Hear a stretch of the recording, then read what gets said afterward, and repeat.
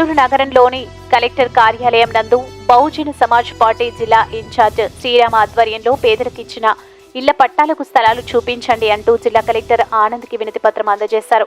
ఈ సందర్భంగా ఆయన మాట్లాడుతూ నెల్లూరు రూరల్ మండలం కోడూరుపాడు నారాయణరెడ్డిపేట గ్రామాలకు సంబంధించి 2008 సంవత్సరం నుండి 2010 సంవత్సరం మధ్య కాలంలో సుమారు 2400 మందికి 12 అంకణాల చొప్పున అప్పటి ప్రభుత్వం వారు ఇళ్ల పట్టాలు ఇవ్వడం జరిగిందని తెలిపారు. పట్టాదారులకు కోడూరుపాడు గ్రామంలోని సర్కార్ పేపర్ మిల్లు ఎదురుగా ఉన్న ఖాళీ భూములను చదును చేసి సుమారు 1600 మంది నాకు స్థలాలు అప్పగించారు. వాళ్ళు ఇల్లు కూడా నిర్మించుకోవడం జరిగింది. మిగిలిన 800 మందికి ఇళ్ల స్థలాలు చూపించాల్సి ఉంది. ఈ క్రమంలో భూములు విలువైనవి కావడంతో వాటిని అన్యాక్రాంతం చేయడానికి చాలా మంది ప్రయత్నాలు చేస్తున్నారు. పేదల ఇళ్ల స్థలాలకు ఉపయోగించవలసిన భూములు అలాగే ఉంచితే కొంతమంది చేతుల్లోకి పోయే ప్రమాదం ఉందని తెలిపారు. కావున జిల్లా కలెక్టర్ స్పందించి తగు విచారణ చేసి పేదలకు స్థలాలు ఇవ్వాలని కోరారు.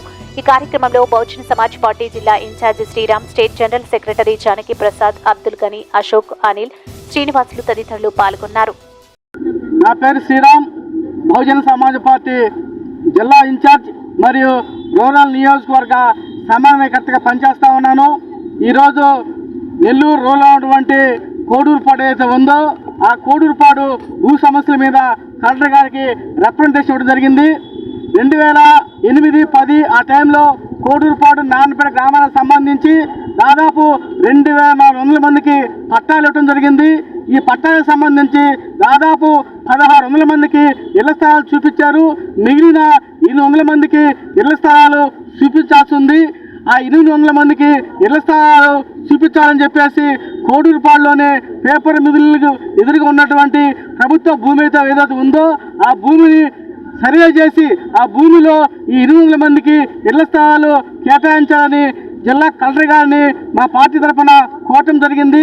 అదేవిధంగా ఆ భూమి ఎంతో వాల్యుబుల్ భూమి కాబట్టి ఆ భూమి మీద కొంతమంది భూస్వాములు కన్నేసి ఆ భూమిని అన్యాక్రాంతం చేయాలని చూస్తూ ఉన్నారు. గతంలో ఆ భూమిలో పట్టాలు ఉన్నాయంటూ కొంతమంది కోర్టుకెళ్ళి ఆ భూమి మీద ఇంజక్షన్ ఆర్డర్ తీసుకోవడం జరిగింది.